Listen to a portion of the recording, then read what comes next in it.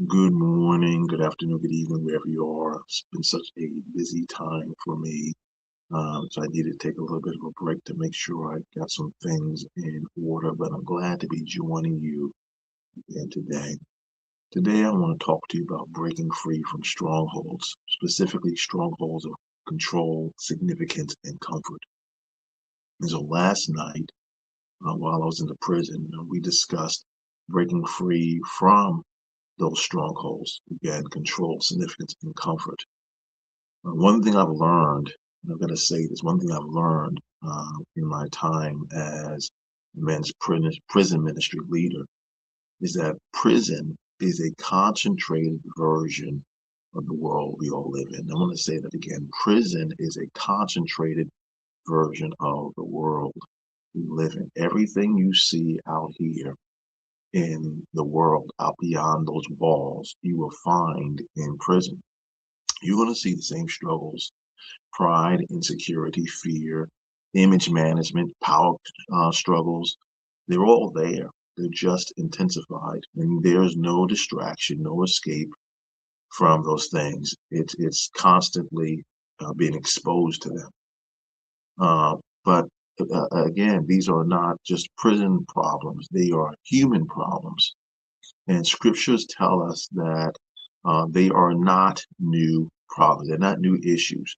As a matter of fact, they go all the way back to the garden. From the very beginning, what we find in Genesis 3 is that your adversary, the devil, the enemy, began luring the hearts of God's creation away from him with empty promises.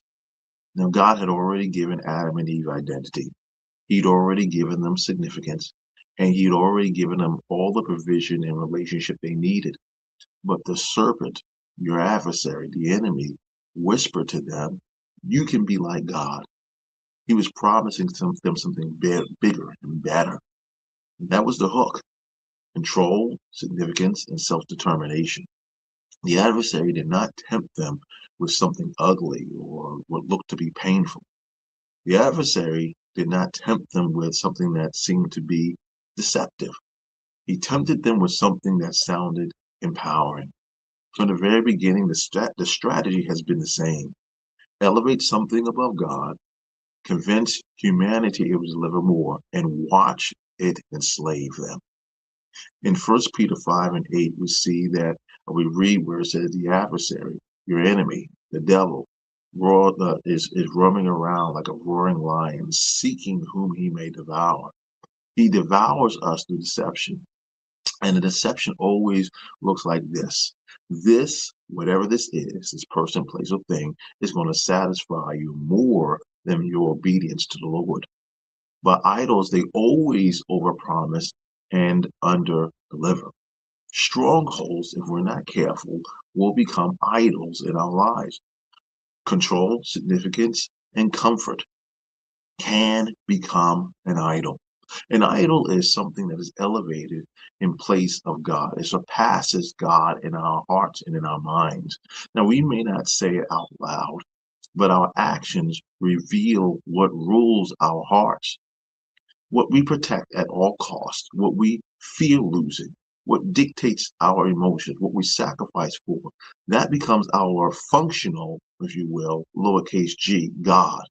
Exodus 20 and 3 says, "You shall have no other lowercase g gods before me." But idols today, they don't really look like huge statues for the most part. They are internal thrones that we erect in our hearts. Control becomes the God of safety. Significance becomes the God of identity. And comfort becomes the God of peace. And they all whisper the same lie, this very same lie that we heard back in the garden. You'll be better off this way. You'll be like God.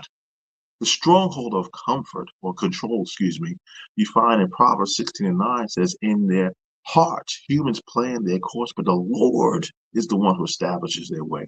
Control says, if I stay in control, if I take charge, then I'll be safe. But control is the attempt to sit in God's seat, a seat that you were never intended to possess. In prison, it shows up like dominance, emotional walls, and power structures. And those same things appear outside those walls, but there's some additional stuff that we see. We see obsession with our careers, micromanagement. That's a huge thing. Relational manipulation, and of course, a manifestation in anxiety, constant anxiety. Control promises security, but it produces absolute exhaustion because we were never meant to be sovereign. Only God is the one that can carry such a tremendous weight. The stronghold of significance, you see in Genesis 1 and 27, where it tells us that we were created in God's image. Significance was given at creation. It was given through our relationship with God. It was not earned. It did not need to be proven, and it was not fought for. Yet your adversary, the enemy, the devil, he says this to you. You need more. You need more recognition. You need to prove yourself. In prison, it may look like reputation, being the tough guy or the tough girl, or whatever, right? Outside, again, this is some of the same things, but it takes the form of us being obsessed with attaining titles and the applause of crowds and striving for influence. You know, it's going to make us feel good, or trying to get to a place of status. Galatians 1 and 10 says, am I now trying to win the approval of human beings or of God? If my worth depends on people, I will constantly find myself in a place where I'm performing to gain that significance. Performance then becomes a prison that is very difficult to escape. And once again, the idol, it overpromises, but it underdelivers. And then there's the stronghold of comfort. Comfort, it feels harmless. Everybody wants to be comfortable. But when comfort becomes the ultimate goal, it becomes an idol in our lives. We start structuring our lives by avoiding confrontation, avoiding discomfort, avoiding pain at all costs, rather than pursuing obedience to the Lord. Luke 9 and 23 says, whoever wants to be my disciple must deny himself and take up his cross daily. The cross is not a comfortable thing. Growth is not comfortable. Healing is not comfortable. But comfort whispers. It says to us, stay safe, stay numb. Don't risk anything. Don't risk change. And the adversary, the devil, he wants you to think that if you're in this place, then you're in a safe place. He's been whispering that since the very beginning, since the garden. And comfort promises peace, but it produces nothing but stagnation and frustration. This is a spiritual battle, ladies and gentlemen. 2 Corinthians 10, 4 through 5 says, the weapons we fight are not weapons of this world, and we demolish arguments and every pretension that sets itself up against the knowledge of God. Strongholds are not just behaviors. These are arguments in the mind, belief systems in the heart. Control says, I must be God. In other words, I must take control of everything. I must put myself in the place of God. Significance says, I must prove that I matter. And comfort says, I must avoid pain and discomfort at all costs. But the gospel says, God is already in control. And he says that you already matter in Christ. You already have significance. Growth comes through surrender. I want to say that again. Growth comes through surrender. The same enemy who began deceiving in the garden was defeated at the cross. I want to say that again. The same enemy who began deceiving at the garden was already defeated at the cross. What was lost in Eden was redeemed on Calvary. Idols demand sacrifice, but Jesus became the ultimate sacrifice. Idols enslave, but Christ came that we might be liberated. Our freedom begins with the truth. You find that in John 8 and 32. Then you will know the truth, and the truth will do what? Set you free. Freedom is not behavior on management or behavioral management.